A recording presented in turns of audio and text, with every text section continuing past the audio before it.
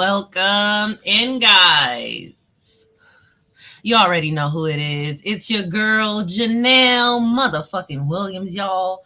And you know what channel it is? Entertained by Janelle. We have one of my favorite comedians here, Raven. What's up, people? Hi. Hi, people on the other side of the screen, wherever you may be. Hello. It's the little people, Raven. It's the little people. Janelle, why do I feel so self-conscious about my skin now when it's sitting next to yours? Why does yours look so much fucking better? Why are you glowing? Who are you fucking that is giving you this skin glow? Look, let me tell you, it's myself.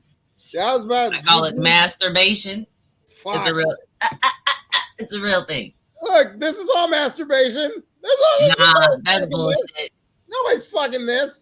My skin's not glowing. It's only like that because you got teenagers and damn near adults. That's why you feel like that. Dude, hey, Janelle, have you seen The Blackening? No, but I saw you tag me in it and you said it's on Amazon Prime, right? Oh, you gotta see this shit. Oh my God. I'm definitely gonna go watch it. Everybody you know is in that movie. Everyone. All the black people. All the black people. Now I'm gonna go watch it. You did say Amazon Prime, right? Yeah, man. It made my heart. My heart was just like. Ooh. So give us your 30-second review. Well, for most of the movie, you're trying to figure out if this is a comedy or if it's a horror. Once you get past that shit, it's just a bunch of shit. They're like, oh my God. You're like, oh my God. And then you're like, oh my God. And then you're like, you see how good of a review I give of a movie? Normally I'm high as fuck. But this time, not only was I high as fuck, but I was on Oxy because I just had surgery. So I'm on so many drugs looking at this shit. And I just, it's just some of the conversations about being black and what that entails, depending on the shade and complexion of your skin tone, it's so fucking varied. Like it's a vastly different experience. Facts. And they talk about all of it. There's this part in the movie where they're asking all these questions about what it means to be black, and they're answering the questions one by one. And then all of a sudden they get to what is the second verse of the Black National Anthem? Nobody can answer it, huh? They were like, when did Dark remember the Fresh Prince of Bel-Air? Remember the mom? How happy? Dark and Viv. Yeah. Yeah, when did Dark Viv show up? When did lights get taken? I'm fucking dead, for real though. It was great. These are pursing questions because it's so funny that you even mentioned that. I was talking about the other day, you know, that dance sequence that Aunt Viv did, the Dark Aunt Viv, when she was like, everybody dance now. And she was getting that shit right. I was like, why was that like literally one of the last episodes she was in before she left? Like that was her, y'all ain't gonna never have an Aunt Viv that can dance like this. Oh yeah. Yep. That was a fit ass Aunt Viv.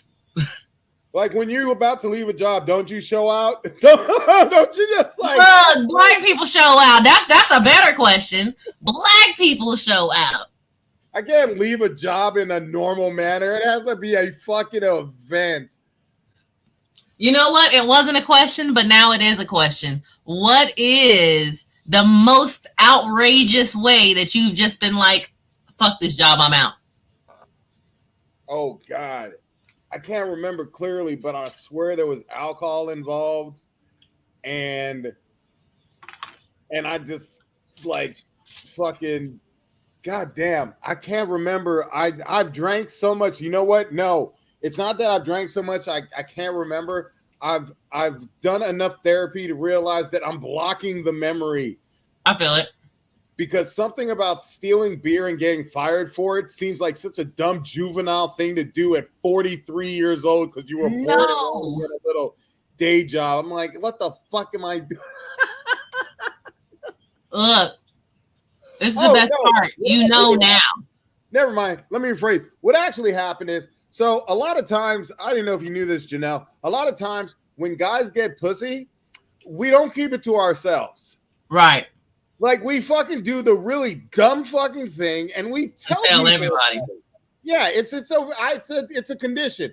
So I fucked my boss at the job, and then I started. She sent me pictures, and me being a dumbass, I showed a coworker the fucking pictures, and then I got pissed that he fucking mentioned it. I told you, men are stupid. We are dumb fucking creatures, women who make awful mistakes that I would never do again. Because that's how you stop getting pictures sent to you. So where you really moved up, Raven, was you told somebody who you worked with. You should have told your homeboys who didn't work with you, so you could have been like, look at this bad bitch, look at the nasty shit she willing to do. But you fucked up and told somebody else who had access to the bitch, you see. Dude, it was some guy was there talking about how hot she was and shit. And my ego popped off in my head, was like, oh, look how cool I am, dude. And then he went back and told her, and I got in trouble for the shit. And then I fucking lost my shit with him and I quit my job because of it. That was the worst, stupidest, horrible shit that I never would do to any woman who ever showed me pictures or let me inside them ever again. I would never do that. I was young, dumb, and alcoholic. Well, I'm glad you fucking learned from that. That's my sin.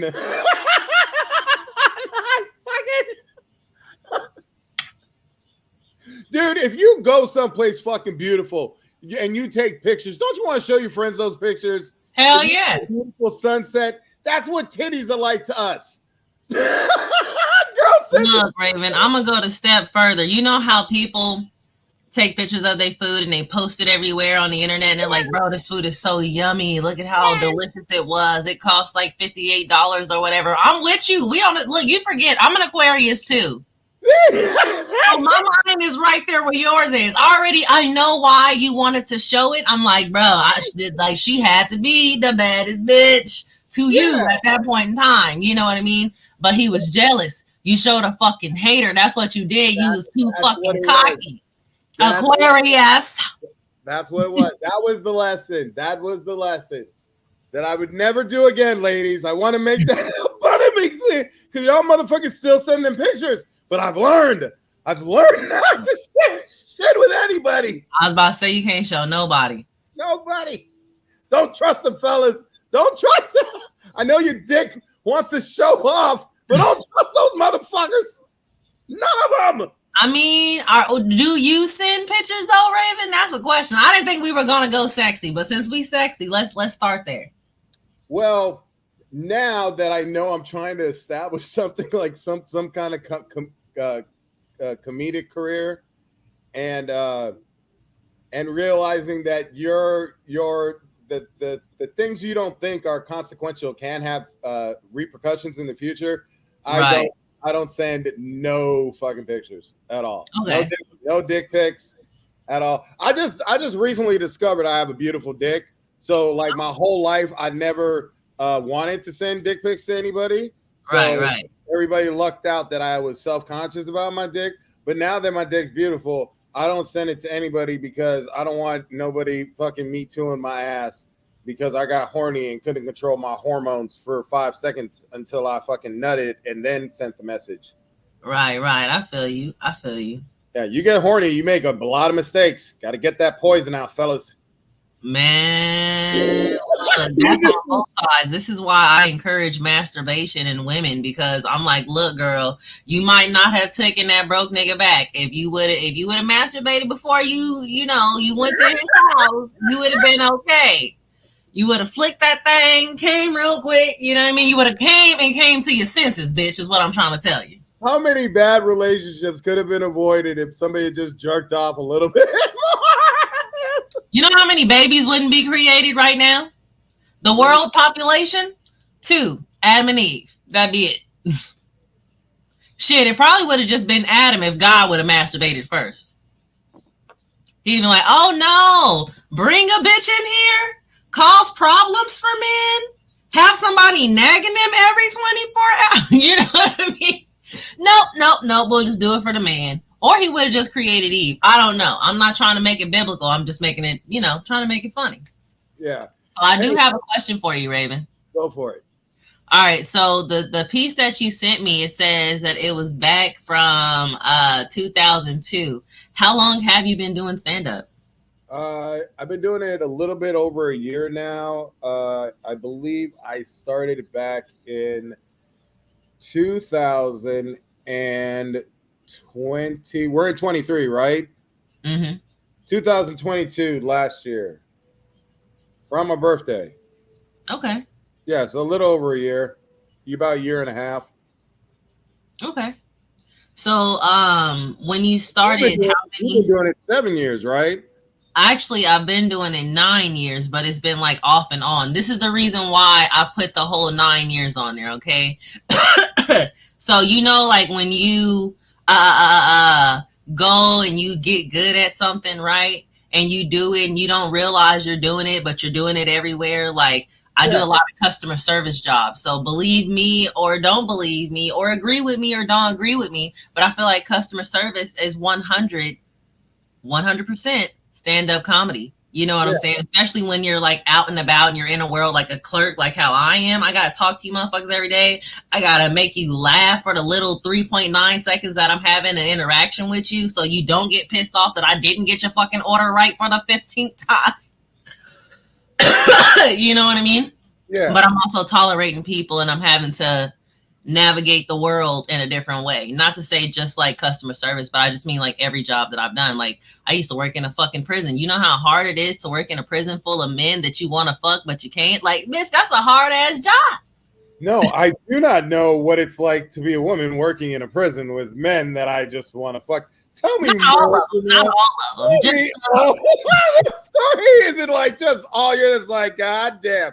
Bro, it's like a kid in a candy store, Raven. It's a kid in a candy store. You can eat thug buffet. Yes. Holy shit. They're all sitting there working out, shirtless, bodies pulsating. You know what I mean? Now I was like, ah. You know how girls like, especially dive bar girls. You know how they always like the little fuckboy thug life. Yeah. Like 5 times, baby mama motherfuckers. Right. That's like, that would be their fucking king, to go to fucking prison and work at a fucking prison, just be surrounded by, oh my God. Look, let me tell you, not everybody that go to prison is a fuckboy. You can, being like an officer, not somebody who was there dating people, but people who had like somebody who had to like watch all these people and see the different type of interaction and see like what do you really want from me because you act a certain way towards me. You know what I mean? Like if a dude was nice to me, oh nigga, you want something. What do you want? Oh, you over here sneaking drugs in again, huh? No, I'm just kidding. That's never happened on my watch.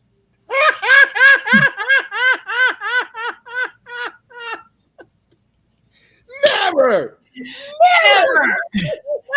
Ever. You know? Anywho. This is not about me, Raven. This is about you. Also, I never drive high or on edibles or after I've just taken a pain pill. Exactly. Never, ever. Scouts honor. Rocket Scouts. Oh, all right. Hey, what is the name of this podcast again? This podcast is titled "What Is Grief So Far," and I have just posted them, but I haven't actually posted them into the podcast because the only person, actually, Raven, you're the first person that I interviewed. Oh shit! Yeah. I had another interview, but I haven't posted her yet. Like she was here in the house. I was braiding her hair or doing her hair, and I was like, it was a kind of more intimate setting, which on here it's a little different because it's like you in your own house, so you get to be your comfortable self. I'm in my own house, I get to be my comfortable self, and then we're also going to show some of your comedy. Yeah, dude, I would love to have gotten my hair braided. That would have been like dope. I could have got some cornrows and shit. I offered before you cut your hair off with all that beautiful ass hair. I was so angry when I saw that picture of you. I was like, did this bitch cut his hair? But dude, okay. Thank you for saying you was fuckable with the hair. Okay, thank you. Fuckable now, but that's not the point. Okay, thank you for saying that. But no, like seriously, okay, I cut my hair. And because everybody was talking shit. They're like, grow up, motherfucker, all this stupid shit. And just like, and then like this, one of the biggest artists in the comic book industry, he writes me and he's like, hey, do this. I went and got that haircut. And all of a sudden, the pussy floodgates opened up. Like everybody was like jocking the fucking hair. They're like, oh my God, you're a completely different person. You've transformed. And I'm like, I miss my fucking blonde curly hair. Yeah. And now you think I'm fuckable. I miss I thought I was, and you said I was fuckable with the blonde hair. Oh, you motherfucker. Yeah. Look, Raven, I gotta be honest. First time I met you with Little Dora the Explorer, I was like, oh my God, I'm gonna fuck Dora's dad. I'm gonna fuck Dora's dad. I was like, backpack. What's in my backpack? It's loaded up. Look, don't get me started. It's funny that you say 9 years, because like me and Eric Sparks, I just did a podcast with him, and we were talking about how even if you grind the circuit, there's so many like little pockets where just you'll meet a new comedian that you've been doing comedy for how long? Where? It's like, like Eric hits like 5 spots a week. Mm. But he can only hit certain areas of town, whereas it's like, that's why I'm always like, I want to do like Tucson shows, just because I want to see how horrible life truly can be. Bring that. If you do a Tucson show, let me know. I'll go with you. We can do that shit together. I'll go out there. Hey, I went to Sierra Vista, and oh my God, Janelle, that's where they've been hiding all the black people. They're all there. No white. There was one white couple there. 2 people. Yo, that's black people. You're like me when I go to black places. It wasn't just black people, Janelle. It was beautiful black people. Have you ever walked into a fucking music video that Puff Daddy was hosted, and Idris Elba was like, here, I'm just peeing on everybody, and you felt cool because Idris was peeing on everybody, and hell no. Everybody fucking was. It was just beautiful black people everywhere. I bet you that's where they shot the blackening. Yeah. It would have made a lot of sense. That would have.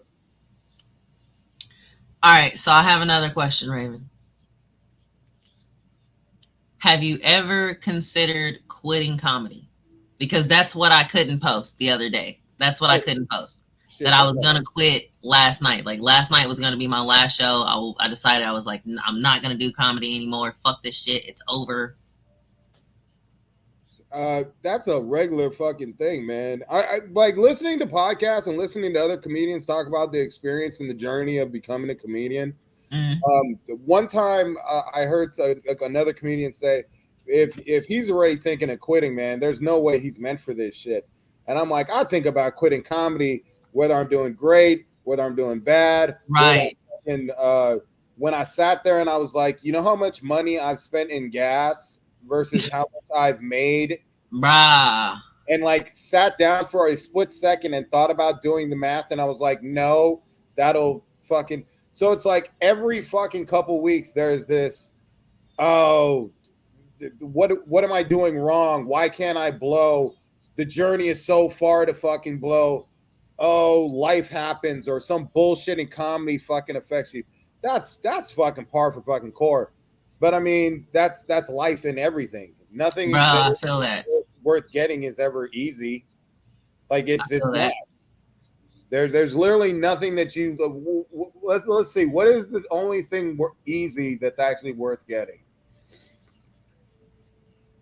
A hug from your kid. That's about it.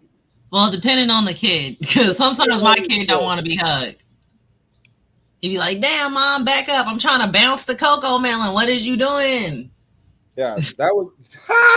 Yeah, that's right, dude. I forgot. Even those can be hard sometimes.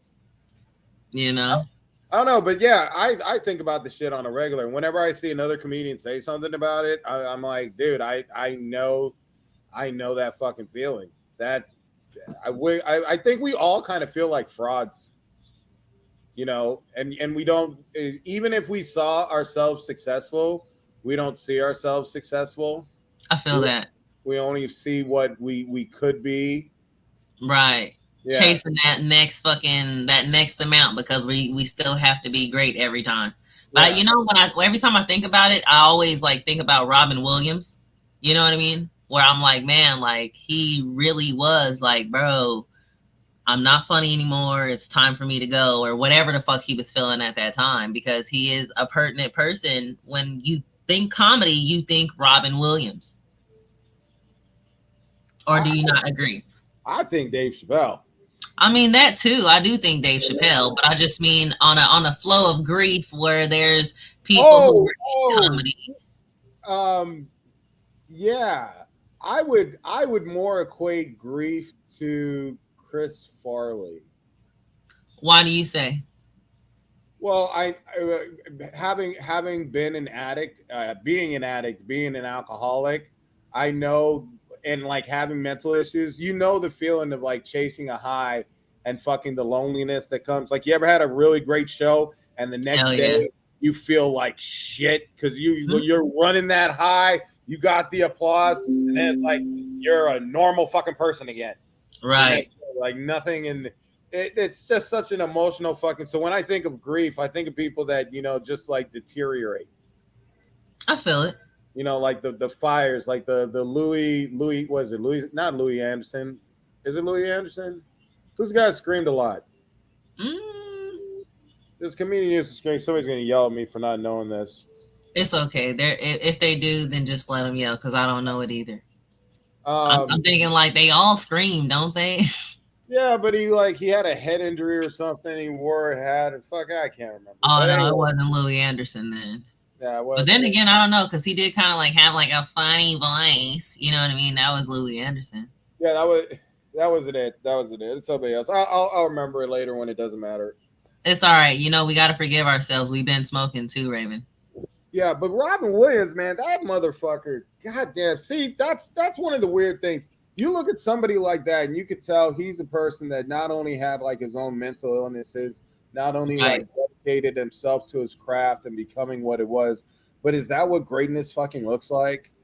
Well, when you think Robin Williams, what are the first two movies that pop to your head? 1 Hour Photo and What Dreams May Come. Okay. So when you say that, I can't remember the name of the fucking movie since you went like deep with that one, but there was a movie where he like was a memory editor for people. Like people got like these chips imprinted in their head at birth, some of them, and some of them got them like willingly as adults.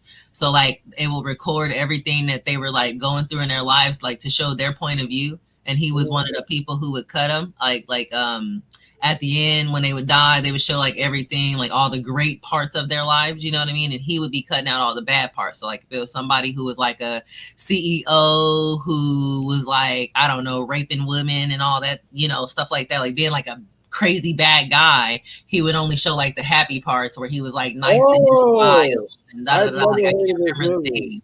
Bro, like it came out like roughly like 2014, but that's one of the reasons why I would put Robin Williams on the list of comedians who would understand a deep level of grief. However, another movie, and this is gonna be like night and day. You're gonna be like, what the fuck? Did you really say this movie? But Happy Feet.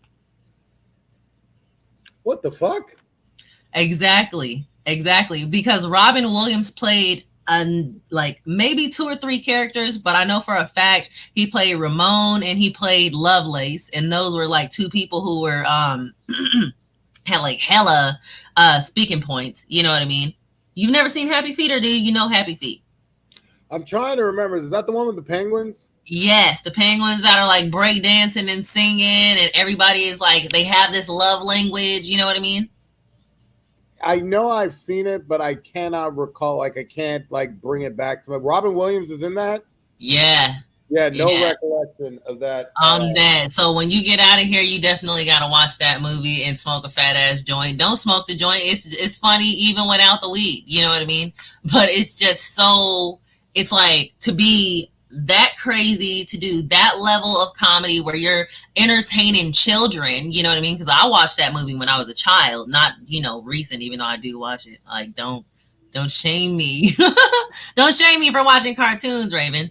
But to be that level, and then to also watch or like being another actor where you're over here, like I said, you're mending people's memories in a way where it's a pleasant memory for other people. And some people do get the full memory, but at this fucking funeral, you have to present these people to be great men. And supposedly in this film, he was like the top notch dude, like everybody who was like somebody doing crime type deal went to him. You know what I mean?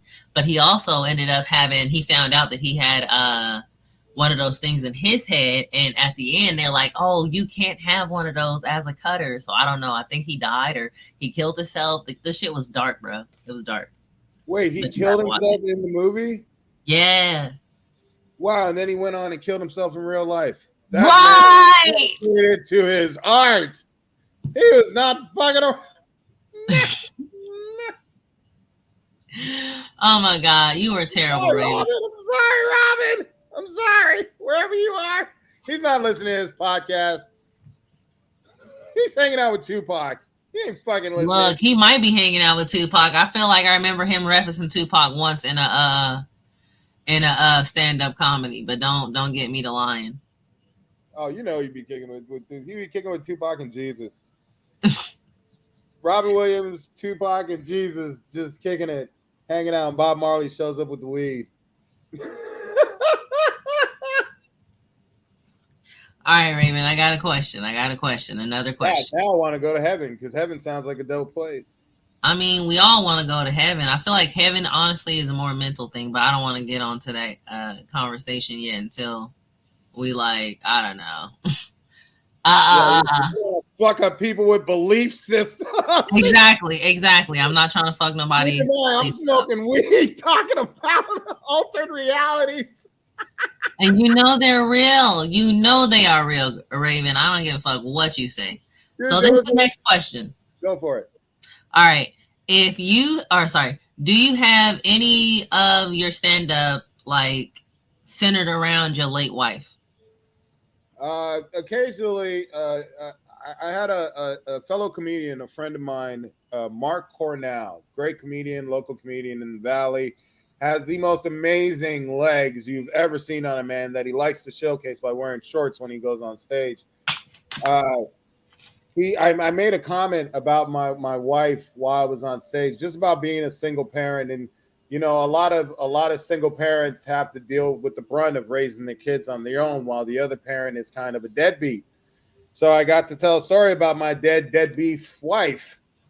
I was just like, every once in a while, I really fucking I look at my kids growing up and I get sad because I'm like, she's missing out on all of these amazing things. They're missing out on their mom. And I'm just like, that sneaky bitch left me with these motherfuckers. She didn't even stick around and help out. She's like, fuck you. And I'm out. I'm just like, oh, you bitch. You know what you were doing. Bitch, you trapped me. She didn't want to pay child support either. I knew what she was trying. She was just trying to get out of that shit. I'm fucking dead. You killing me, Raven. How did she pass? She was...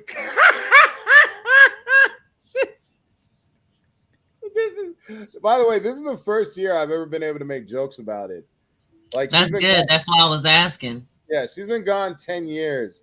And as soon as I started making levity to it, a lot of you know how they say with grief, it's really hard to really let go. As soon as I started poking fun at everything in life, anything serious that really fucks with me in here, it has a way of the levity of it just takes its power away. But yeah, no, she was killed in a hit and run accident. She was walking home or walking away or doing some shit late at night and got hit by a car and hit her head. That was it. I didn't realize that the human condition was so fragile. It's not like fucking horror movies or any of that shit. You can get a bump on the fucking head and die. It's no fucking shit. We are frail fucking creatures. I just recently, and this is to make the situation a little lighter, to add a little press to it. I just recently went to a defensive driving school, and a part of them trying to teach us to drive defensively, they showed us what happens when you don't wear your seatbelt and you're driving in the car and get in an accident. And all these bodies started flinging from the fucking car. And at first, I was sad watching it, right? Like at first I was like, oh my God, like these people lost their lives, right? And then like halfway through, because it started to become like an America's Most Funniest Videos fucking show, you know what I mean? I'm like, oh, look at that body bleeding from the car. Oh, not the baby. Oh, God, You know? Right, right. So, baby, motherfucker. Raven, it fucked. Oh shit, there's a puppy. There's a flying puppy. Right. Baby just flying. I was like, damn, that's one hell of an abortion.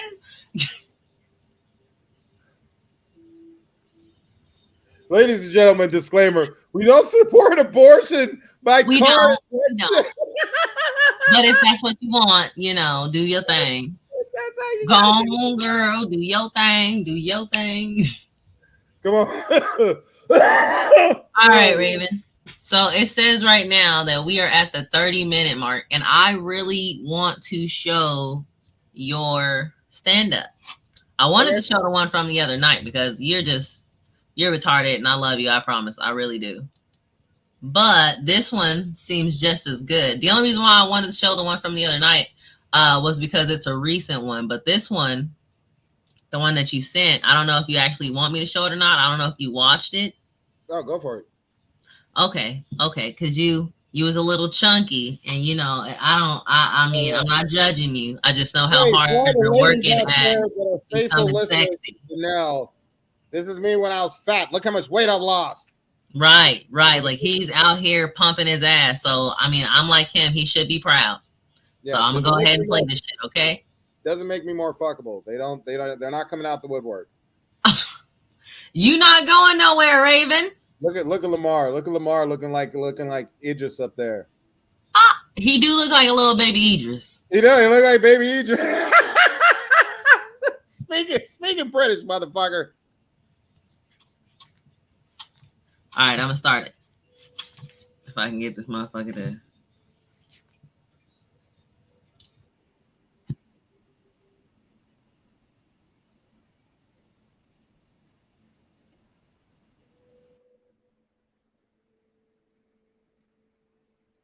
And does it play sound?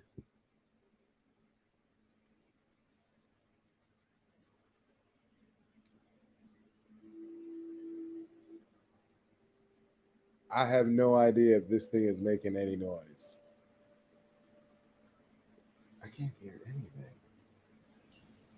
My God, this is fascinating. What'd you say, Raven? I was saying, does it make sound? I can't hear any noise coming from it. Oh, you can't hear it? Yeah, is it supposed to be making noise? All right, let me try it again.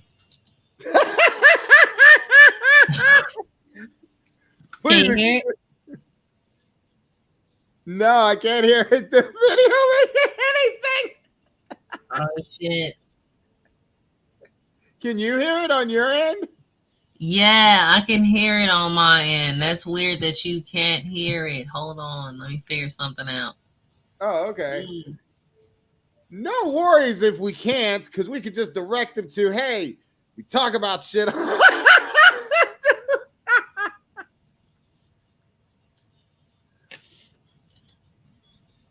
Oh shit, wrong person. No. Put him on instead of me. How do I do it? That is so cool how you talk to yourself through your computer the same way I do. Like I'll sit there and try to like talk my way through. Okay, Raven, this is what we're gonna do. All right. So any other time that I have done this, the video has played back with the sound. Like me and my sister did it as well. So you shut the hell up and let yourself talk, because I didn't get a chance to see the whole fucking stand up. I just saw a part of it. That's how I knew that it wasn't the one from the other night. Okay. All right, you get high, I'm gonna get high, and we're gonna watch this shit. All right.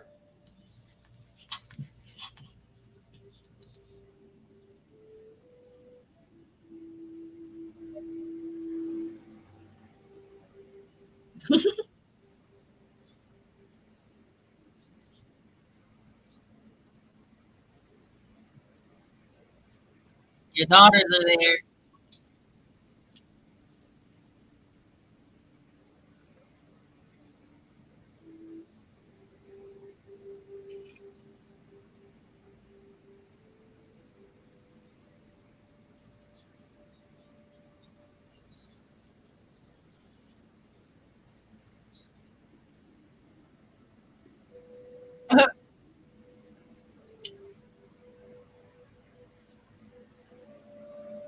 Mm,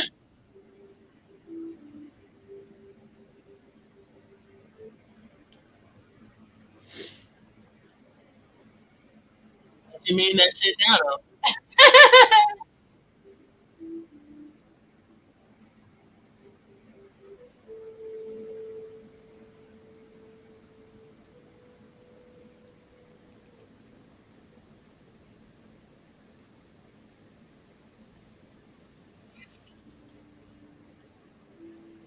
Mm,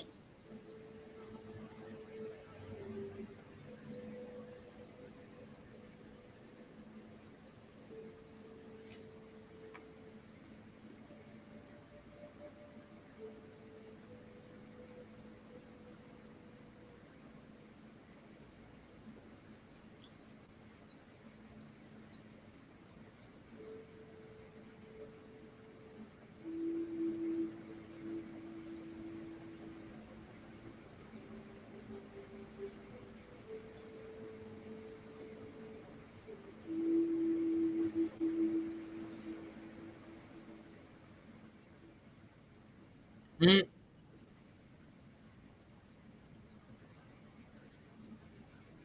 Fuck my dad, right?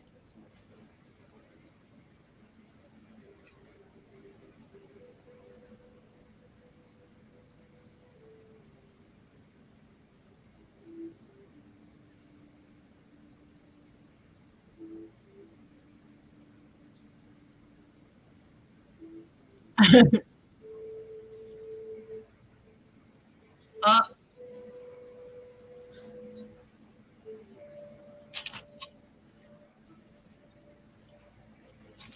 now, I just want you to know I don't have a mom or dad, so who should I imagine you're fucking?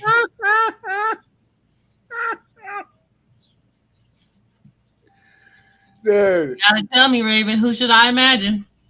I guess my wife then, right? Yeah, yeah. Fucking dude, how do you not have a mom or a dad? They're both dead. Oh fuck. God damn, this is gonna be a podcast on grief. Mhm. God damn it. And I don't mean to laugh at that. That's kind of what I mean about. And I'm going to therapy for the shit. I laugh and I fucking say really inappropriate things. And so, if you have ever met me in real life or around the valley, very quickly I become known for this laugh. Mm. And Darrell Johnson was the first comedian to actually point it out. He said it sounded like the Joker. I went back and watched that movie and was like, holy shit, that's what you guys have to sit next to during shows. I was like, holy shit. And all of a sudden it dawned on me that that laugh is a fucking trauma laugh. Oh no. Yeah, I'm sitting there and I'm like, I asked my mother, I said, did I have this laugh before my wife died? And she's like, no, you never had this as a kid. And I'm like, Mhm. holy shit, it's a fucking trauma laugh. I'm laughing at fucking everything as a way of like coping with I can understand that. all that shit. It's wild. I can definitely understand that. We got about 2 more minutes. We got to finish this, Gregory. I'm telling you, your jokes, Gregory. I'm calling you by your last name now, Raven. That's how high I am. That's how high I am. You got the last name, like we're in the military. Yeah. Hey, before we get back into it, did you know that my kink used to be when women would call me Mr. Gregory? Oh yeah. Like that schoolgirl shit. Like I'll do anything for an A, Mr. Gregory. So, Oh, see, you didn't fucked up now. Yeah, so like when whenever fucking a woman would say it, it'd make me fucking nut and shit. Like it was like the keyword to just fucking unlock my fucking bust. So one day I told a girl this that I was dating, and I told her I like it when people call me Mr. Gregory, and she busted out laughing. Damn. And every time we would fuck around, she would say Mr. Gregory mockingly, completely fucked it up for me. I can't. She's a bitch. It's like somebody calling me daddy now. I can't stand it. But you saying Gregory, we might be making a comeback. Come on, Gregory. Oh, look at that. You're terrible.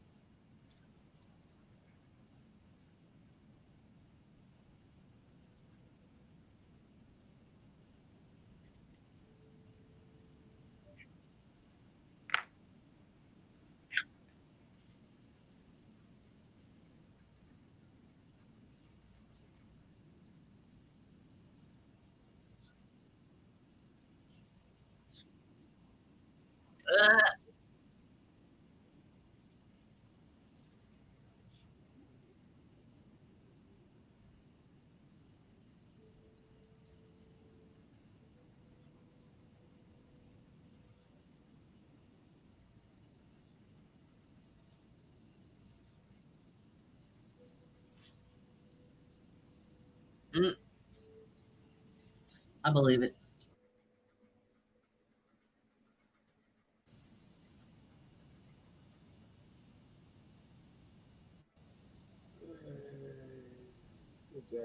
You know, the fucked up thing is through that whole entire video, all I can do is look at that guy and I'm like, you got to lose some weight, buddy. And I'm like sitting here like, I did lose the weight, motherfucker. It's like, nah, man, but you got to lose some weight. Like, that's me. But like, fucking stop eating all that cheeseburgers, motherfucker. That's how I feel when I look at myself now from my old body. You know, the body that I had previous to the baby. I feel like the girl version of Professor Klump. You know what I mean? I take my fucking clothes off and everything's like blue, blue, blue. You know what I mean? Going left and right and shit. I'm like, oh my God, flubber. Is that what it's like now? Robin Williams is in. Yeah, that's how I feel now. But I mean, that's how I felt like when I first had my baby. Like now I feel a little more confident in my body, you know what I mean? Like I was able to go to this place called, what the fuck is it called? Oh my God. Shangri-La Ranch. It's a nudist camp. Tell me everything. Well, you know I'm a nudist for real, right? Like I'm not just okay, well, I'm a nudist for real, and it's really hard to navigate into this actual world, you know, where I have to go and put on clothes and behave like an adult. Like it's really hard to do that shit. However, I do it, and that's why a lot of times when I go and I'm performing in like, you know, they say picture the whole fucking crowd naked or whatever. Well, I rather be more naked for myself because then it's more comfortable for me. You know what I mean? It's like if I was really in the Garden of Eden. Wow. Yeah. This is wonderful. That's why I act the way I act, man.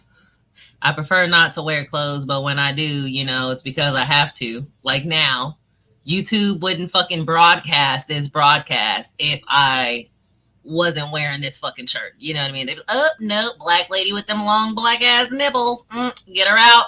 Get her done. Then I'd be banned for the rest. Would never be able to make any type of fucking, you know, nothing. Is that what happens if you show a titty on YouTube? I don't know, but that's what happens if you show anything anywhere else. Like on fucking TikTok, I don't have a TikTok anymore because they're like, oh my God, your shorts are too short and you have too much brown skin that is voluptuously jiggling everywhere. Now, that's not what they say, but that's how my video is. Like I have a video like anybody else, you know, in a bikini or just, you know, in shorts with like a fucking crop top, and they're like, it's too sexy and suggestive. You know how hard it is to like be told most of your life that you're ugly, right? Oh my God, you're ugly. I would never date you. To be told that. And then now people think I'm too sexy. What? Isn't it a mind fuck? It's a fucking mind fuck. This one goes out to all the beautiful people out there. You never told us uglies what it was like to be on the other side. Right. And now it's like, dude, The world treats you different. It's a mindset. Right. No one gave a fuck before. Now it's pussy everywhere. Exactly. So is that why you lost weight to gain some pussy for real, or did you really lose weight just for health reasons? No, I'm out of my mind most times. I use it completely for the therapeutic aspect of plus I love working out high. That is like my favorite fucking thing. It's like I could turn it like framing wise mentally, I can turn it into so many different things. From, you remember when you used to go to recess in elementary school? I go to the gym and I'm so high, I'm like, oh, this is me time. This is just, I'm gonna have fucking fun. I turn it into like a sense of accomplishment. You ever do a max out and lift more than you ever could, and you're like, oh my God, I didn't know my body could do this. Oh, wow. Like a therapy session where you kind of start dissecting yourself, or you get a runner's high. It's nothing in the world fucking like it.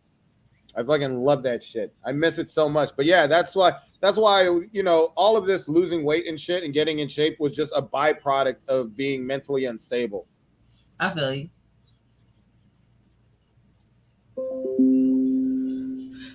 Because I mean, a lot of people like, the more and more I'm hearing it, a lot of people, I meet very few people work out because they're trying to look some way. Like that's like an after byproduct of like you get in shape and then you're like, oh, now I know what to do to make my body look a specific way. Now I'm going to do it. Right. But most of it, there's almost like a weird spiritual aspect to it.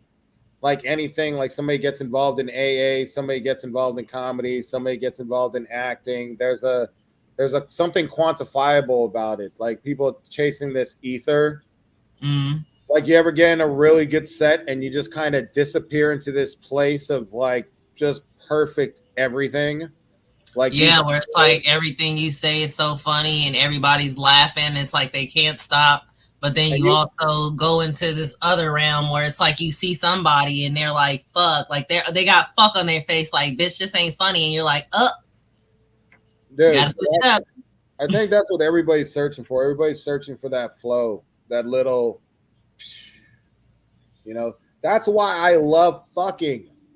It is the simplest form to get to disappear, but you have to find somebody that is willing to fuck you. And that is not fucking easy currently for whatever reason. How is that not easy, Raven? You look the way you look, bro. And I saw how you look before you got your fucking tummy tuck or whatever.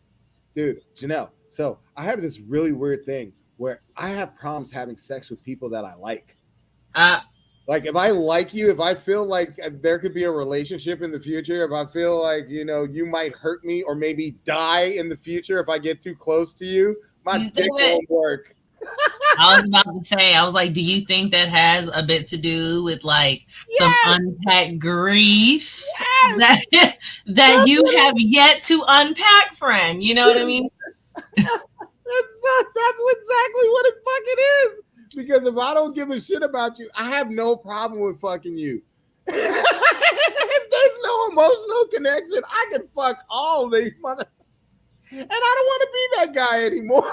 No, I feel you. It's hard. It's hard. So why are you wanting to make the choice to actually be in a more settled down relationship? Is it because you want to provide some stability to your children? Is it because you want to have that emotional and physical and spiritual connection with someone that you like, almost a remembrance of what you once had, but not from the same person, from a new person, because you're ready to now embrace what that feeling was, is what I'm trying to say. Blah, blah, blah.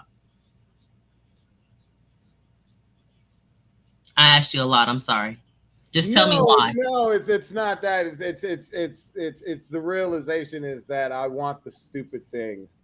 The stupid thing is you like somebody. That's it. You know what I mean? It's like, what are you looking for in life and stuff and da da da. You're like, somebody I like. Just somebody to fucking like. You know what I mean? Like somebody that you can like, and they also like you. Right. Somebody you spend time with all the time that you don't want to be away from. Dude, that motherfucker who everyone has that person where something happens in their life, that's the person they want to tell. Everyone has that person who could tell you about whatever the fuck they did in their day.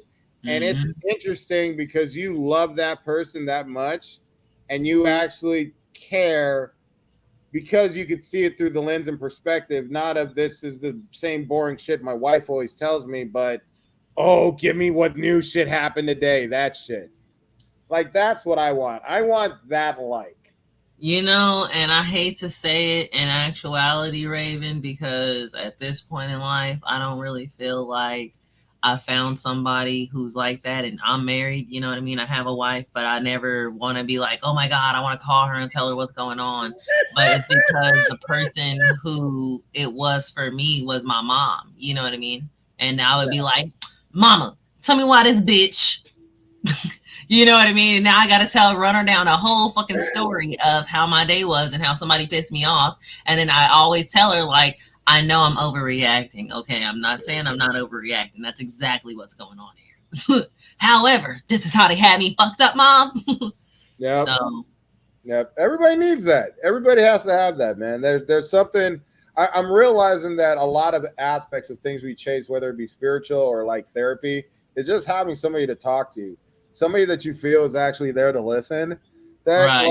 like the next time I'm a boyfriend, I'm going to be the most amazing boyfriend in the world because I know how to actively listen, even when what the person is saying is of no interest whatsoever. I will be interested in fucking the most boring shit in the world, and the whole time, dude. If you ever see me at a fucking show and somebody's bombing, I am more invested in that set than I am anything else. And you know what? That is true about you, Raven. That is fucking true about you, bro. That is something that I have noticed at any fucking show that I've seen you at. I'm like, bro, like he definitely brings the like, you're the haha like me. Like I be laughing at people shit too, because I'm like, bro, like how can I help you not suck so like, fucking much? All they have to do is if they're bombing, just acknowledge it. Just say, well, that one didn't work, and right every fucking time.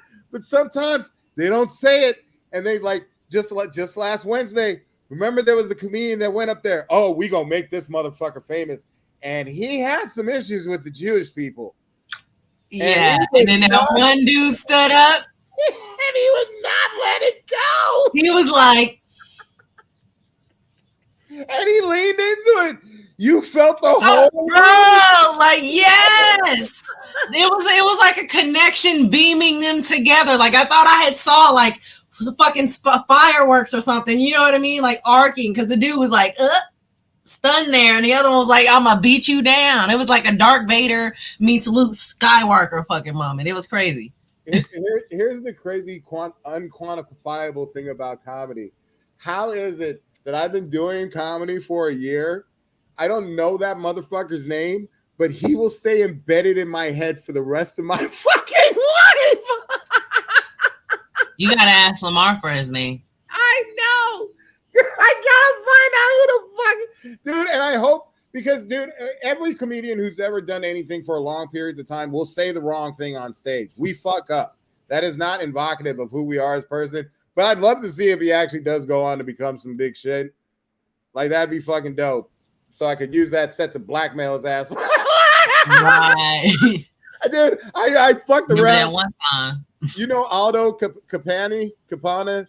Yeah. Like I call him the Billy Goat because he's so young, but like he like handles himself like he's been doing it like for like he's just in it. Like he's a comedian by blood almost. I call him the Billy Goat. I took a picture with him and the guy next to each other. Just in case Aldo blows, so I could black him out. Like, look who he was hanging out with. You stupid! I have the proof. They're friends. They started at the bottom together.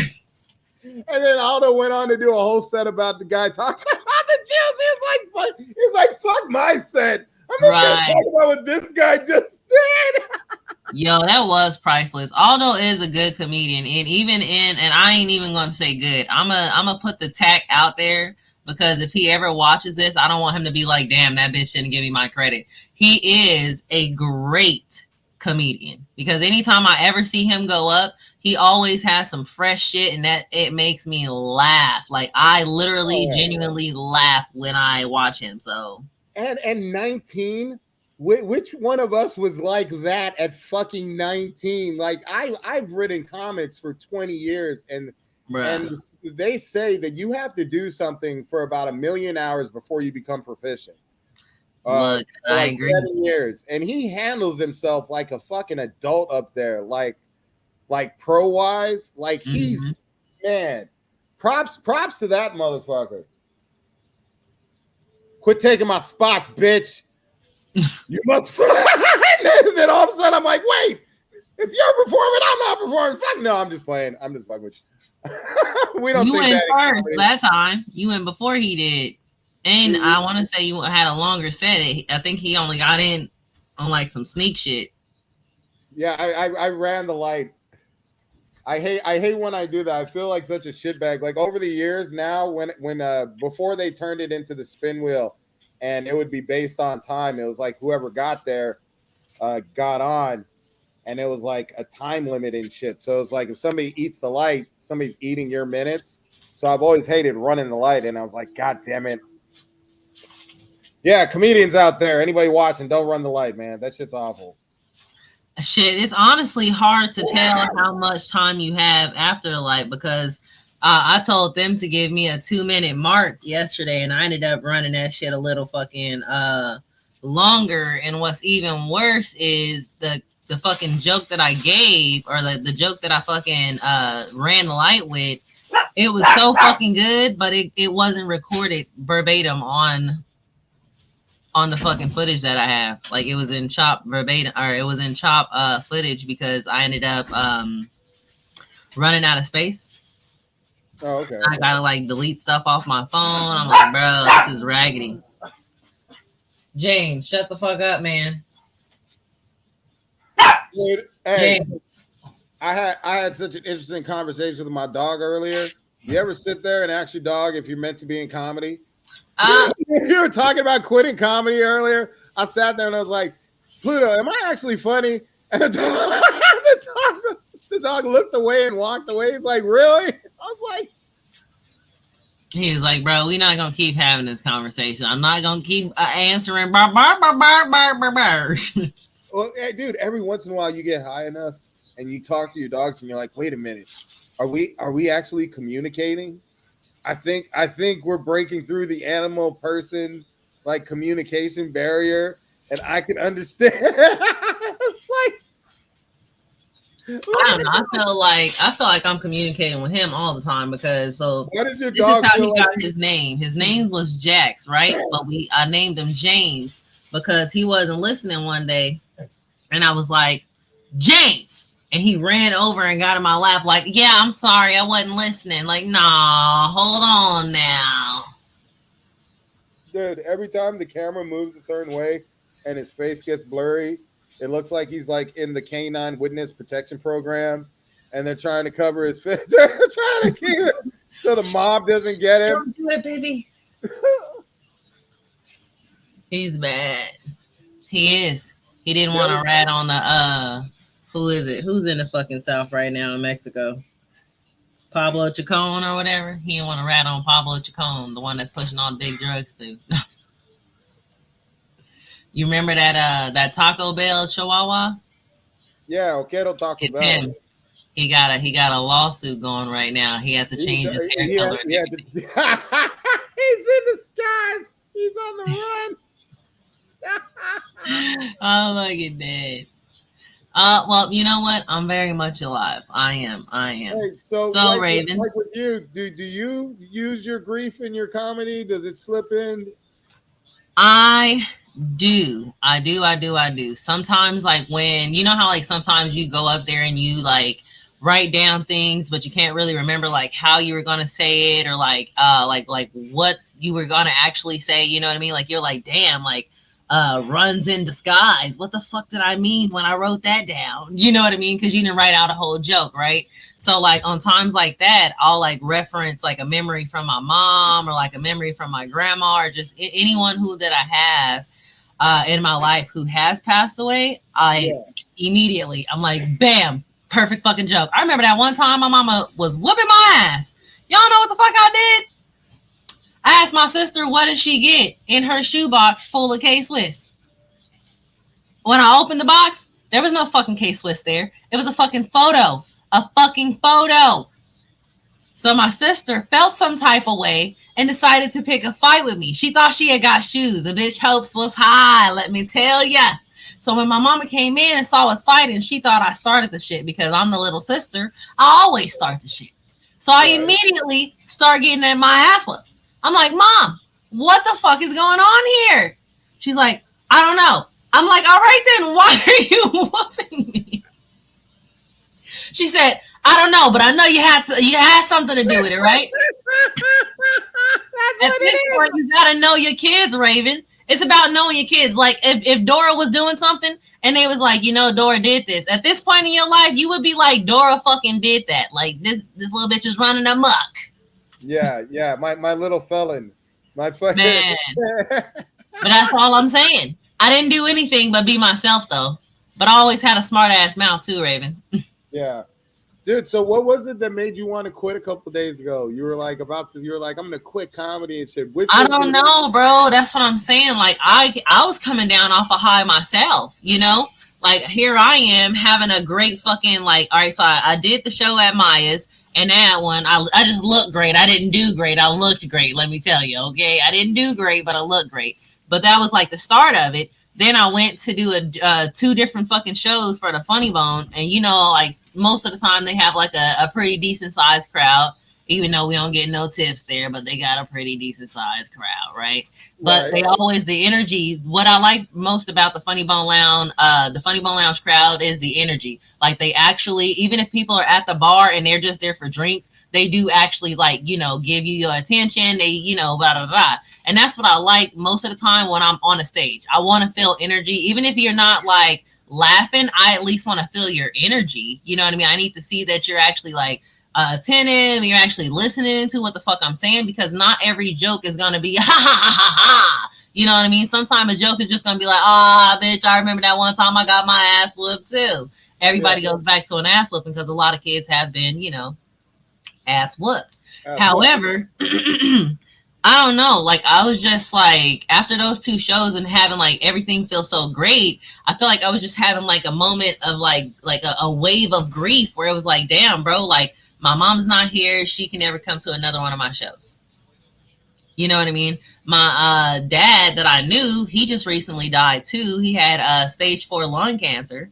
So it's that's another person who's yet again not here and will never make it to one of my shows.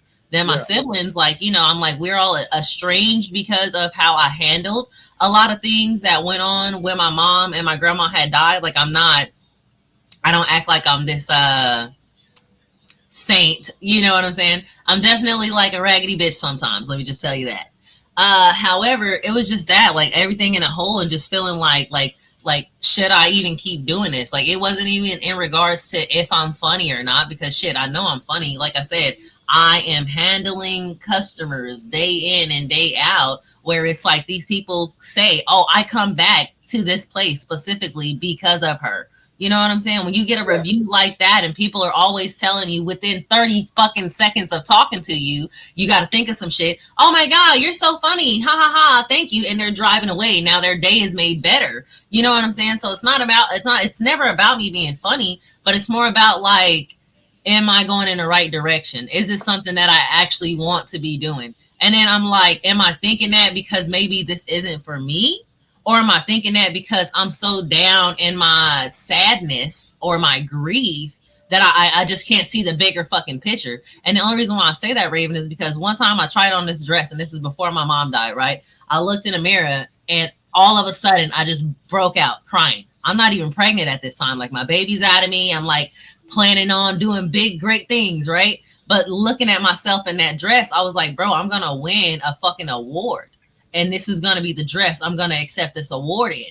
And I just felt that, and I wanted to manifest that. And even seeing shit now, I'm I still can, and I still want to, but where do I go? What path am I trying to take in order to win that award? Yeah. And what is that award? that manifestation shit is some weird ass shit. Because I remember 2 years ago, I sat outside and I was thinking to myself, I really could use a new skin right now. Like you know, and when you play video games, you have an avatar that you like have a new skin and shit. I like looked up to the matrix in the sky and was like, you know what, I'm ready for like a new skin. And then 2 years later, I have this whole new thing. And even like yesterday, I'm on the road and I was thinking about pussy, and all of a sudden, a king size bed comes flying down at me on the freeway. I'm like, the universe is trying to manifest shit. It's telling me something. Get a bigger bed, bro. Like, fuck. Some weird ass shit. But so no, what you sleeping on now then? Like, huh? I said, what you sleeping on now then? Still same bed. What I was saying is one of the things that I know really helps me with not quitting comedy is the idea of what better do I have to do? Like, what do I have to do better? I'm not saying it right, but okay, so like I think about it in terms of if I wasn't injured from my surgery right now, I could go skateboarding. I love fucking skateboarding. Or I could go do karaoke. I love doing karaoke. Like there's all these little things that bring you joy in life. It's like comedy brings you joy. Even when it doesn't bring you joy, it still brings you fucking joy. It's like, what better could I be doing with my time? Sitting at home watching Netflix?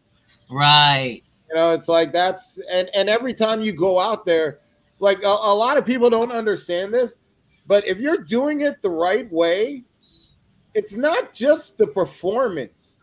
It's everything around the performance. The energy. Before the show, talking with your buddies. It's what happens after the show, talking with your buddies. Mm-hmm. It's the whole thing becomes a night if you're doing it right. So it's like, what better do I have to do with my time than to make memories that will stay with me forever? Like the day my gay daughter, who's no longer gay, oh my God, was checking you out. I'm like, what the fuck is happening here? I was mad when you said she was 14. I was like, oh.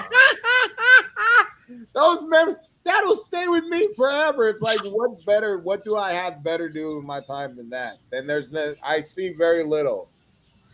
Well, you know, and that is why I couldn't bring myself to post that I was quitting. That right there, because literally here I am smoking a blunt, sitting in front of the fucking physical therapy office, talking to my wife. I'm like, hey, bro, I said, I can't even fucking post that I'm not going to be a comedian anymore. She was like, what? I was like, I can't even post that I don't want to do it anymore. She was like, how come? Why can't you post it? I was like, because, bitch, how do you quit a job that nobody's paying you to do? Who do I give the 2-week notice to? The fuck? These people don't give a fuck that I'm a quit. They don't care. Fuck it. So I guess I'm just not going to stop, and I'm going to go out there and do it when I can. You know what I'm saying? Not worried about becoming famous. I'm going to do this and do what I want and just have my ability to come here and spew how I feel.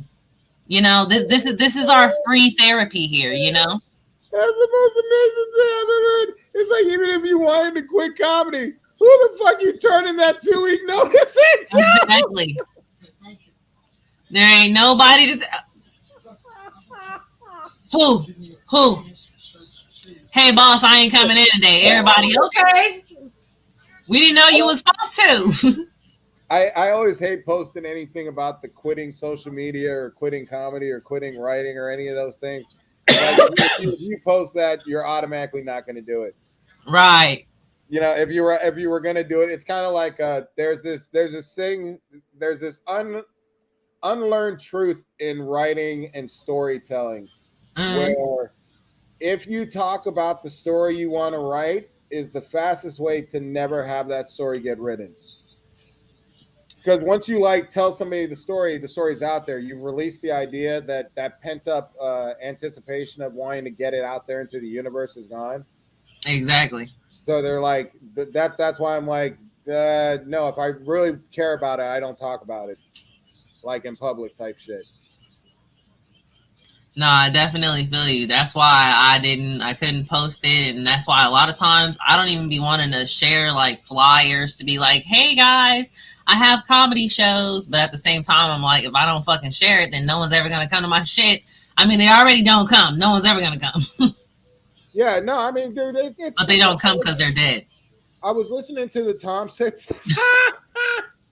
I was listening to the Tom Segura thing, and he's talking about just the process of going from, a stand-up comedian, doing free shows, and the completely different audience and people actually paying to see you, and how do you get people to actually buy tickets to see you?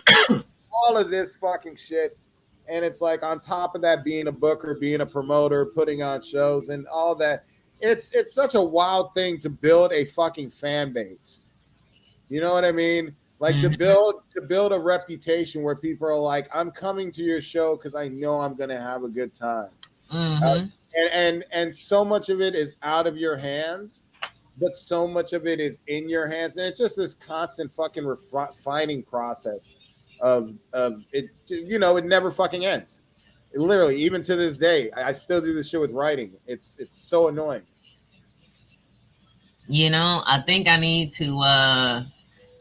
to start going to places where people have like minds as myself. Like, was it you who made that Facebook group for the writers for the yeah man, those things are. I did that about I think like 15 years ago when we first were starting the comic book scene here in Arizona. There was like a group of really popular artists who went on to blow up, like Mike DeBalfo, Nia Rufino. There was like just a group of people, and we all just kind of brought each other up. It was like just a collective of like-minded. And when we were having the writing meetings for a while, just having people to bounce your jokes off of, throw tags at, half of the shit talking brings up jokes. Just catching up and chopping it up, keeping it organized, really fucking difficult because it's so many like varied personalities and they're like friends and shit. These people become your fucking friends. Right. And it's like, but man, it's fucking invaluable because there's something about that thing where you see somebody's trying to do something and it's like, oh, that inspires me to also, I need to reach out to more promoters and be like, hey, I'm open for a show. Oh, have you tried here? Have you sent reels to this club? Da da da. Oh, I'm making content here. Oh, I've got this podcast where we're cooking up. Right. It inspires you to try harder and to start establishing more goals in your own shit. And then everybody just feeds off each other. And everybody just kind of lifts each other up. I feel that. That's why when you invited me to go out the other night, I had my son. I normally have my son on Wednesdays, but I was like, you know what? I want to interview this guy. I don't want to be like, hey, come on my podcast. And then like, yeah, I've had you in a show before. And yeah, I've invited you to shows before. And yeah, we've been on shows before. But to actually go to a show where I'm not on with you and sit in the fucking audience, you know what I mean? Yeah. It's a different level of support. And I was like, well, I am who I am as an Aquarius. And as an Aquarius for him, I would like to show the support that I want shown. So I'm going to go. Yeah. Dude, I was hoping to be able to record, though. It was so wild that fucking the happenstance of the show that you booked me on was the restaurant where I had last eaten with my wife, ex-wife. I remember. Let it go. She was my ex-wife when she died. She was not my wife, unlike somebody was therapizing me on Facebook and telling me I still haven't let go. That's why I call her my wife instead of my ex-wife. I feel it. But yeah, that restaurant you booked us at, that was the last, like when I first moved to that side of town, me and my wife had been there and I completely forgot that place existed. It was the first Italian restaurant, nice one I'd ever taken her to. You know, it's so funny. I asked him how long he had been open in order to fact check when you had told me. And he had told me at that point, like, I want to say maybe 30 some years, let's say, right? And yeah. I was like, damn, like, well, this is basically a fact check. I said, because he asked me, he was like, did that dude really come here that many years ago? And I was like, yes, That's why I had asked you how long you had been open, because you're not. If you're saying you're not a new restaurant, then fact check. Yeah, it was wild, man. It was wild. I went there when I was a kid. It was the very first nice Italian restaurant I ever went to. And sitting there, I had never experienced like a true flashback of being immersed in the memory and it not hurting. It was just a fascinating kind of introspective, like, I remember this vividly and clearly, her sitting there, and the memory didn't crush me. And recently, whenever I've had memories of her, they don't fuck with me anymore. So I don't know if that is healing or if that's just more processing shit. But now, you got any pictures of her? Oh yeah, I actually for many years I couldn't have pictures of her hanging up anywhere. And then I started taking them out, and now I have them all over the place. And yeah, it doesn't do, every once in a while I'll just look at her and I'll just be like, sneaky bitch. I can't believe you. Or I'm like, you're missing this and da da da, stuff like that. Talk to her a little bit. Didn't used to do that shit before, but I do all types of weird shit now to process. Like going to therapy, you learn this whole mind thing is a weird game. I could dig it. Oh shit.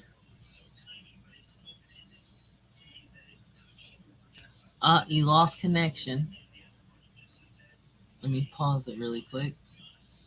Just by a click of a hair. Oh my god. And here you are. Woo! After some technical difficulties on my end, we're back. We're back. Raven, can you drop where everybody can follow you at, since we are like an hour and 16 minutes in? If you're looking for me online, you can find me at The Raven Gregory on Instagram. You can find me on Raven Gregory on Facebook. I am not the transgender psychic who scams people. I am not that Raven Gregory. I'm not the porn director Raven Gregory. I am the writer, comedian Raven Gregory. You can also find me at all the local comedy clubs in Arizona. I frequent them on a regular basis. Stir Crazy. I love that spot so much. Bridget's Last Laugh on Tuesdays. And Mic Drop Mania on Thursdays. Can you hear me?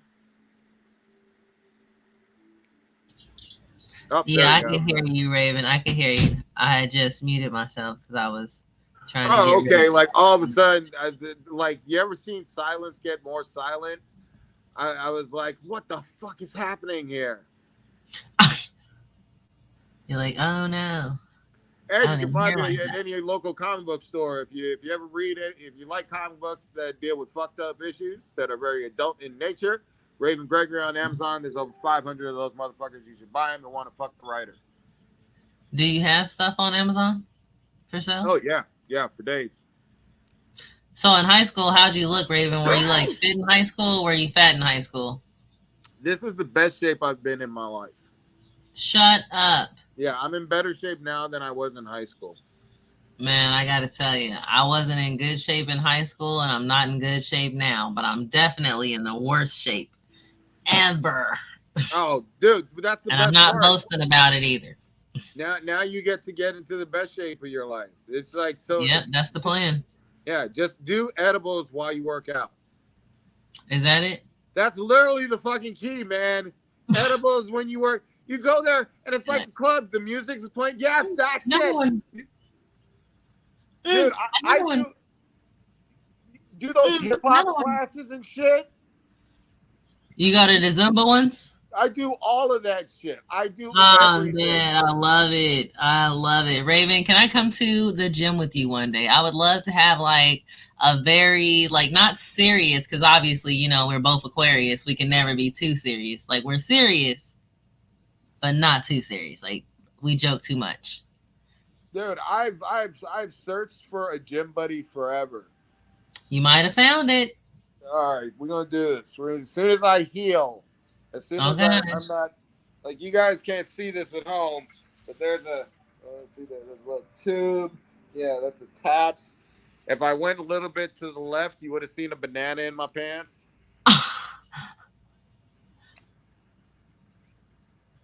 This surgery did something weird to my fupa.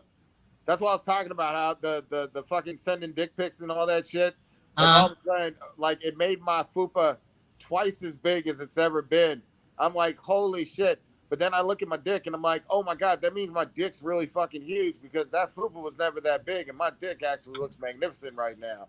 And it was just like a scene from The Lion King where he's holding up Simba to the pride, and he's like, oh yeah. I was just so proud of my penis in that moment. I'm like, you're gonna be a good kid. You're gonna do all right out there in the world.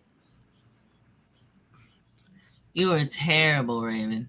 But you know what? For your height and how big your hands are, I believe it. I do believe it. It's always the tummy. I always tell everybody, if you have a tummy, that's what's really holding you back. Yeah. Because you can be like a big dude, but with a flat stomach. You know what I mean? I've seen it. Dude, it's so crazy just thinking back. Like, looking at that video earlier, it's astounding how uncomfortable that felt. Looking back on it, there's almost like a terror of the idea of ever going back to that shit.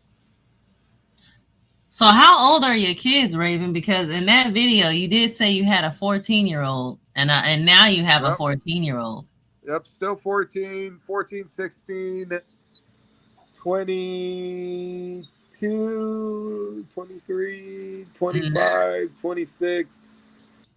I don't know. 2 kids in their 20s. Good Lord. I smoked too much weed today. Look, there's no such thing. But then again, there probably is. Every once in a while, dude, I feel like once you have four kids, you are allowed to forget birthdays. I feel it. You can't forget birthdays, but you can forget, like, how old they are. Like, that's a lot of numbers to keep track of. 4. And it's constantly changing every year. I think that's too much. And there's marijuana. That's too much to ask of a single mind.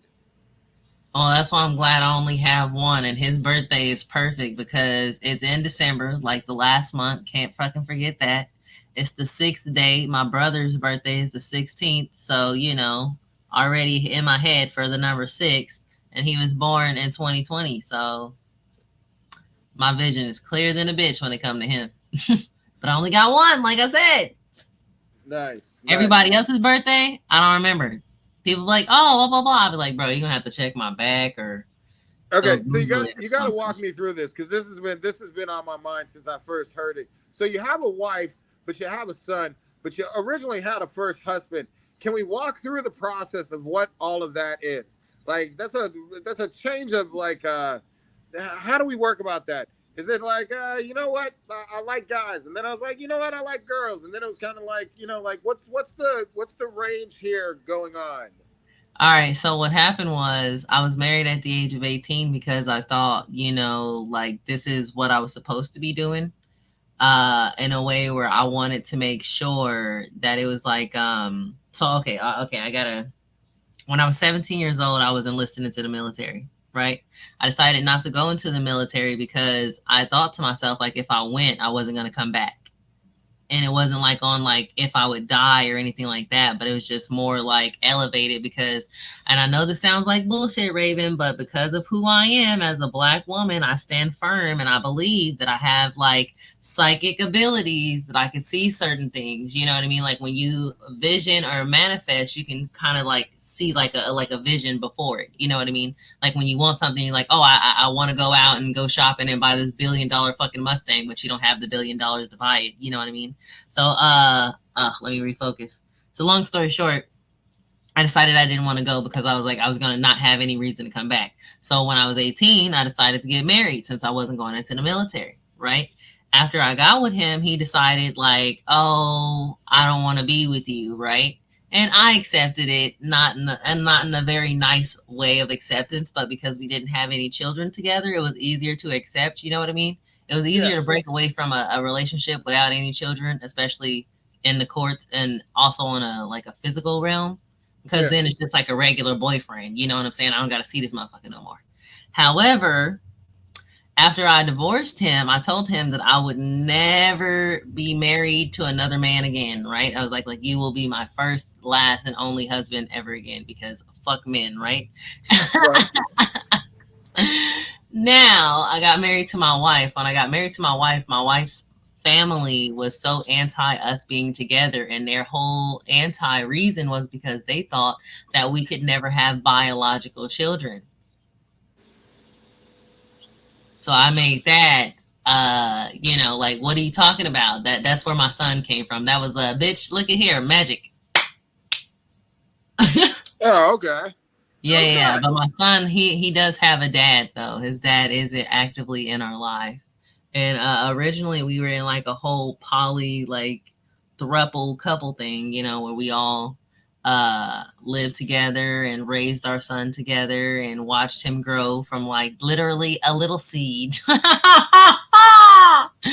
But anywho, yeah. Okay, because now the whole thing makes sense. Because I've been looking at this thing on Facebook.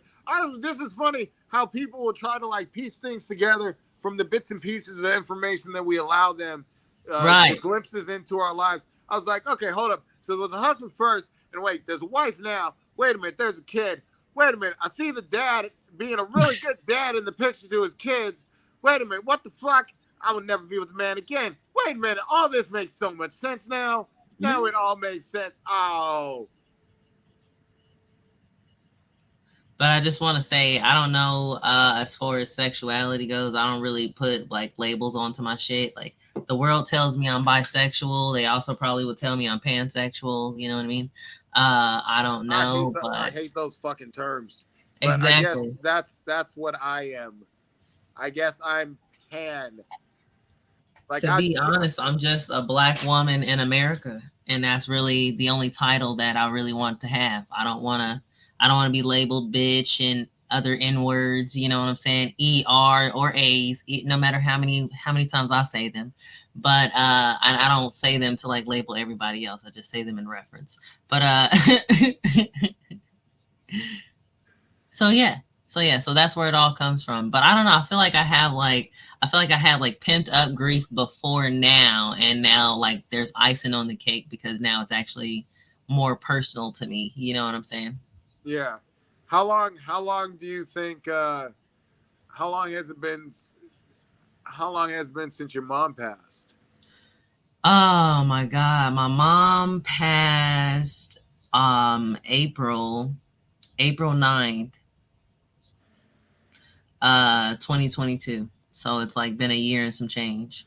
Oh shit. So fuck. You're in the midst of like, that is a process, man. Cause like, dude, I'm sitting there and it's like, it took about 10 years. 10 years to just even start addressing. That's insane. You hear these stories about people, like, especially with my family, they're like, oh, get up, you can't mope and all this. But no one ever like sits down and explains these feelings of how to process grief and whatnot. Right. But man, it's a long fucking process, especially if you're not actively trying to address it. You know, there's so many ways we block that shit. We try to run from it.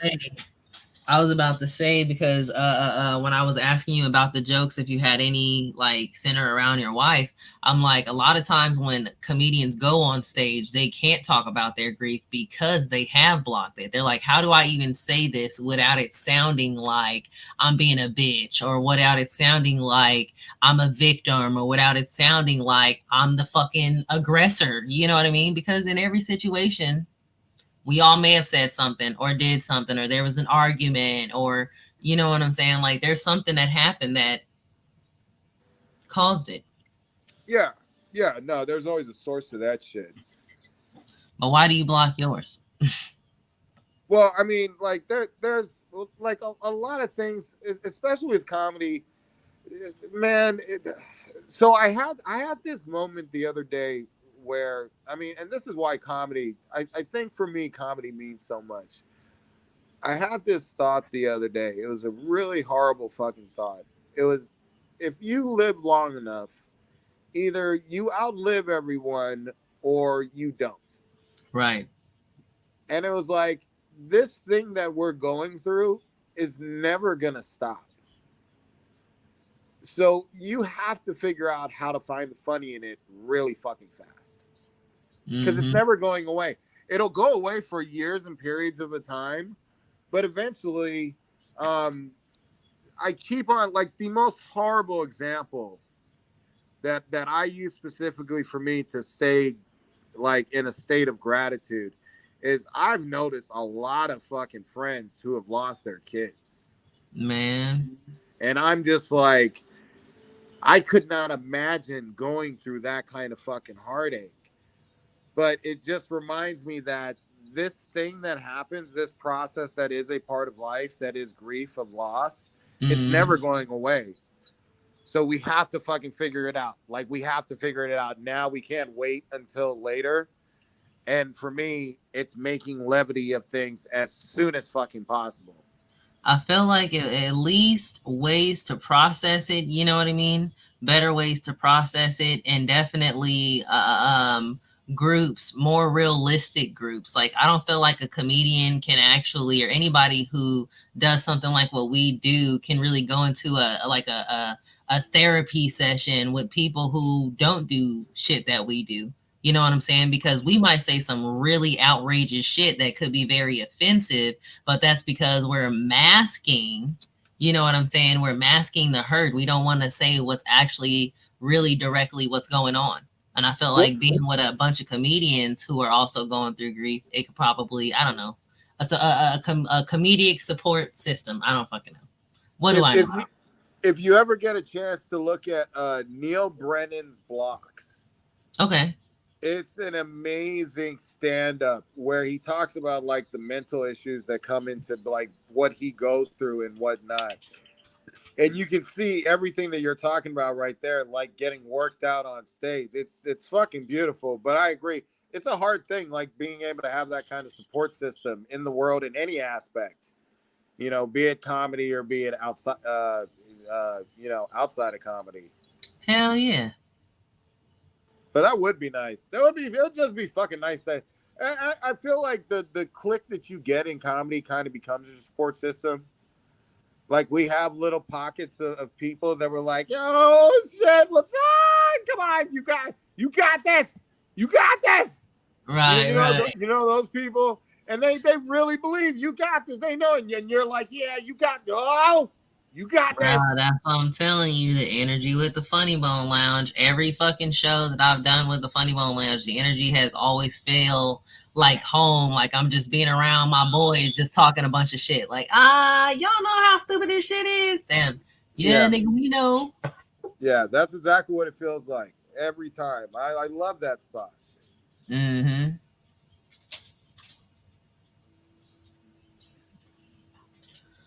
I'm dead. Somebody was creeping up from the back, scared the shit out of me. I was like, dude, oh, shit. I have this whole entire podcast. I have been waiting for you to get murdered. I've just been looking at the background, and I'm never going to know who did it because the background is blurred. I won't be able to say it. It's doing a disservice. Blurring out the video for me. And then your puppy's going to show up, and his face is going to be blurred. Oh my god, do you remember that TV show that had that fucking dog going around making like rap videos and shit? The puppet dog? No, I have no idea. Oh my god, I want to say it was on like VH1 or MTV or something like that. You gotta look that shit up. I can't remember. See, this is my worst quality. I know funny shit, but I don't remember who else's shit it was, so I can't tell you who shit it was. I can just reference what it was about. Okay. I don't know. The dog name was Triumph, though. Oh, yeah. Dude, that was on MTV or some shit. Yeah, that's what I thought. I want to know what that Robin Williams movie was. Oh, you know what? I can share my screen right now, and we can look this shit up together. Oh, shit. Because you said it, I'm gonna fucking look it up. Yeah, I'm so fucking curious now. Because for the life of me, I cannot remember one where he's editing people's memories. I forgot he was in Popeye. Bro, well, the thing is, I used to work at this dementia unit, so we took like, and that was like the fucking most bizarre fucking thing you can do, right? So we took these fucking dementia unit patients to this movie about basically cutting out people's memories. Like, how matrixy is that shit? They're like, oh my God, I'm not forgetting shit. They're cutting out my memory. What the fuck? Oh, fucking dead. All right, give me a second. Give me a second. Podcast. Okay. Robin Williams movie. I'm fucking up. You know what? I've never actually rewatched What Dreams May Come. I think I'm almost ready. Like, you ever have those movies you'll never watch again for whatever reason because they were so good? Hell yeah. The other one. Oh, is, the final cut. That's what it's called? Yeah, the final cut. All right. Well, now becomes a search for the freaking find the fight. Here, let's play the trailer really quick.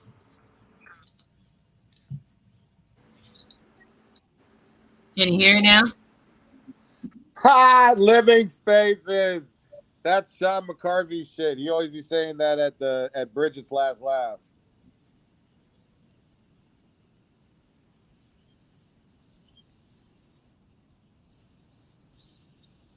Is it supposed to be making sound? It's supposed to be. It's not giving you sound? Nah, I'll find it. I'll find it when after the podcast. All right. God, I forgot he was in all of these movies. God damn, he was in a lot of fucking movies, man. I told you. Like, that is a freaking artiste. Like, to the fucking key. And like a variety of The Final Cut. Yeah, that movie is great. I'm trying to tell you. I completely forgot about Death to Smoochie. Like another worthy mention of somebody who I feel like understands grief on another level as far as like who's an actor in the world of now. Jim Carrey. I feel like Jim Carrey really understands grief as well. And I just say because of... Didn't his girlfriend kill herself? Oh my God, I don't know. But that's definitely... I'm pretty sure his ex-girlfriend or something committed suicide like fairly recently. Yeah, he was all fucked up about it. So I mean, shit. Hell no, Raven. Stop wiping your eyes. No, dude, fucking the weed is like I every once in a while I forget. A lot of people don't know I'm allergic to weed. If it touches me, it makes me break out and shit. So I can't actually touch weed. So whenever I like smoke weed, I never actually touch the weed except to put it in the grinder. So when I fucking touch my face, I'll fuck my shit up. Thank you for reminding me. Well, your eyes are looking a little puffy. Yeah, dude. I hope. Fuck. God damn. I'm mad that you can't hear the audio.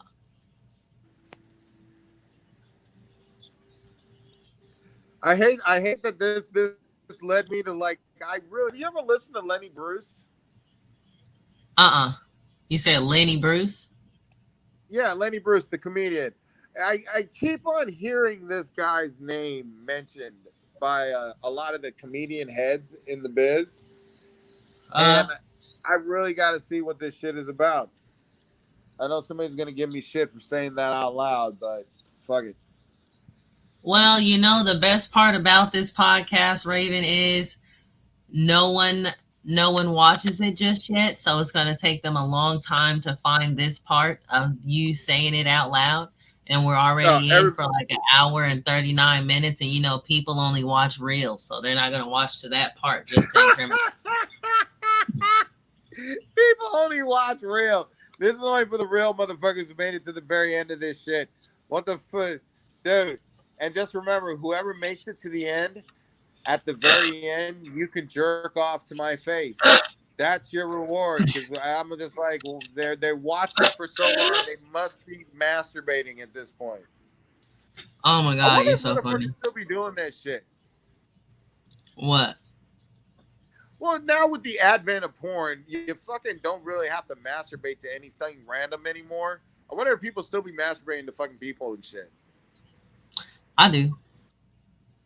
You answered that way too fast. Oh, look at here. I don't want you to wonder. I want the wonder to be over. There's your answer, friend. Oh, Look, and you know what the worst part about it for me is I'm over here watching these people. I don't know these people name, you know what I'm saying? So I don't feel bad that I call them a bitch or anything like that. I'm like, yeah, bitch, take that. You know, so that's I don't know these people. They're never gonna know that God. it's me saying that to them. You know, I don't comment on there like, yeah, girl. I'm just watching it from afar, like, yeah. It's a museum on my phone. Mobile museum. That's what I'm going to start calling it. Mobile museum. Oh, shit. Oh, God. Well, all right, you Raven. know what? I gotta get back on this script because I was supposed to have this script turned in 2 days ago. New Wonderland story for anybody out there who reads my comic books. Wonderland will be in stores everywhere in about it's called Wonderland Child of Madness from Zenescope Entertainment. It'll be in stores in about 2-3 months. You'll hear me talking about it when it comes out. Like you published it? I have to finish it. Huh? I said like you published it? Oh, no, it's for a publishing company. It's for a company I work for every so often. I wrote a comic book series called Return to Wonderland that ended up getting optioned for like movie deals, got made into statues, action figures, board games, all types of crazy shit. So every couple years I come back and I write the series. The series is about 15 years old, I think. Over a decade. 2006 I started writing it. Okay. So yeah, I'm writing the latest installment of it. It's been a lot of fun, but it was due 2 days ago, so I got to jump back on that now before I feel worse about letting my editors down.